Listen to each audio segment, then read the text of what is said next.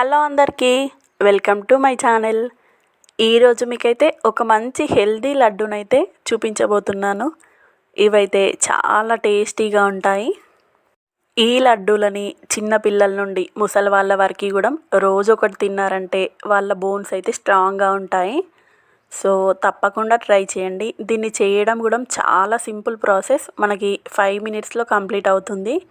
అదేవిధంగా ఇందులో మనం యూజ్ చేసే ఇంగ్రీడియంట్స్ కూడా అంత ఎక్కువేమి ఉండవండి, 2 అంతే. చాలా సింపుల్గా చేసుకోవచ్చు. దీనికోసం ముందుగా స్టవ్ అయితే ఆన్ చేసుకొని ఒక కడాయిని అయితే పెట్టుకోండి. ఇందులో 3/4 కప్పు వరకు తురిమిన బెల్లంని అయితే వేసుకోండి. వేసుకొని ఇందులోనే కొంచెం వాటర్ని అయితే యాడ్ చేసుకోండి. యాడ్ చేసుకొని బెల్లంని అయితే కరిగే వరకు ఈ విధంగా కలుపుతూ ఉండాలి. స్టవ్ హై టు మీడియం ఫ్లేమ్లో ఉంచుకుంటూ ఈ విధంగా అయితే కలుపుకోండి. మీరు కావాలంటే ఇందులో ఇలాచీ పౌడర్ని కూడా యాడ్ చేసుకోవచ్చు. నేనైతే ఏం యాడ్ చేయలేదు. ఈ విధంగా మొత్తం అంతా మంచిగా కరిగే వరకు అయితే వెయిట్ చేయండి. ఇప్పుడు మనకు ఇది మరీ తీగపాకం రావాల్సిన అవసరం అయితే లేదు. జస్ట్ ఈ విధంగా మంచిగా కరిగి బెల్లం అంతా మనకి మరీ పలుచగా కాకుండా కొంచెం తిక్కుగా అయ్యే వరకు అయితే కలుపుకోండి. చూడండి, మీకు ఒకసారి అయితే చూపిస్తాను. మనకి కన్సిస్టెన్సీ అనేటువంటిది కొంచెం ఈ విధంగా తిక్కుగా ఉండాలి. మనము వాటర్లో వేసుకుంటే ఈ విధంగా మొత్తం స్ప్రెడ్ కాకుండా ఈ విధంగా అయితే ఉండాలన్నమాట. మరీ తీగపాకం రావాల్సిన అవసరం అయితే లేదు మనకు ఈ లడ్డూల కోసం. సో ఇప్పుడైతే స్టవ్ ఆఫ్ చేసుకోండి. ఇది మనకి మొక్కజొన్న పిండి అన్నమాట. అంటే మనకి బయట దొరికే కార్న్ఫ్లోర్ కాదు.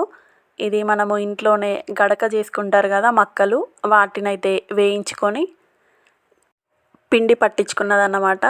సో ఇది మనకి బయట షాపుల్లో అయితే దొరకదు మ్యాక్సిమం. మనము ఇంట్లోనే ప్రిపేర్ చేసుకోవాలి దీన్ని. ఇప్పుడు ఈ పిండిని అయితే మనం బెల్లం పానకంలో అయితే వేసుకోవాలి. వేసుకొని మొత్తం ఒకసారి అయితే అంతా కలుపుకోండి. స్టవ్ అయితే ఆఫ్ చేసే ఉంచుకోండి.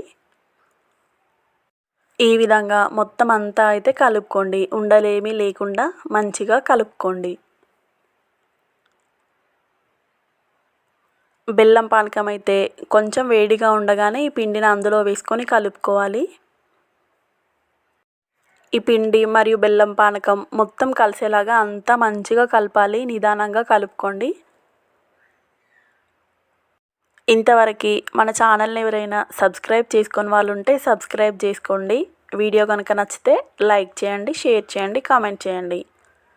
మనకి ఇది ఇంకా కొంచెం లూజ్గా ఉంది కాబట్టి ఒక 1/2 కప్పు వరకు పిండిని అయితే యాడ్ చేసుకున్నాము. ఇప్పుడు ఈ మొత్తాన్ని అయితే ఈ విధంగా మంచిగా కలుపుకోండి. ఇది పూర్తిగా చల్లారక ముందే మనమైతే ఈ విధంగా లడ్డూలు అయితే చేసుకోవాలి.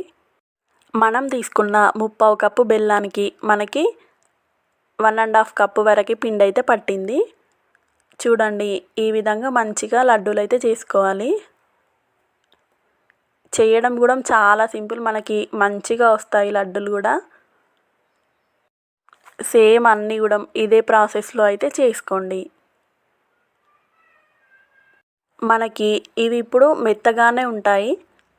ఇవి మొత్తం పూర్తిగా చల్లారిన తర్వాత లడ్డూలు అయితే కొంచెం గట్టిగా అవుతాయి, కానీ టేస్ట్ మాత్రం చాలా బాగుంటుంది. తప్పకుండా అయితే ట్రై చేయండి. ఈ విధంగా అన్నిటినైతే చేసుకొని ఒక డబ్బాలో స్టోర్ చేసుకున్నామంటే సరిపోతుంది. వీటిని రోజొకటి పిల్లలకైనా పెద్దలకైనా ఇచ్చామంటే బోన్స్ అయితే మంచిగా స్ట్రాంగ్గా ఉంటాయి అన్నమాట. సో ప్రతి ఒక్కరు కూడా తప్పకుండా ట్రై చేయండి. మరి మీకే విధంగా వచ్చిందో కామెంట్ చేయండి.